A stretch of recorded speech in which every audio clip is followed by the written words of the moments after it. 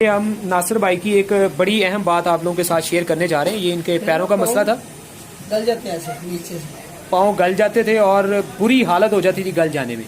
और पूरे सीजन में सिर्फ ये पोजीशन है। इस दफा पूरे सीजन में ये पोजीशन है कि सुबह के शूज पहने लेकिन पाँव आपके इस काबिल नहीं गले कि वो बिल्कुल फट जाए, मांस उतर जाए, इतना ज्यादा नहीं हुआ। और जबकि आप ये कह रहे हैं कि आज से कोई 10-15 साल 33-34 साल उम्र होगी मेरी, शुरू से यही मसला। 15-20-30 साल पहले आपने जब किसी भी स्पेशलिस्ट को चेक करवाया तो उन्होंने ये कहा जी ये सारी जिंदगी ठीक नहीं होने। कुदरती तौर से ना हवा नहीं लगती मेरे पाँव को, हवा नहीं लगती, कुदरती तौर पे बंद थे।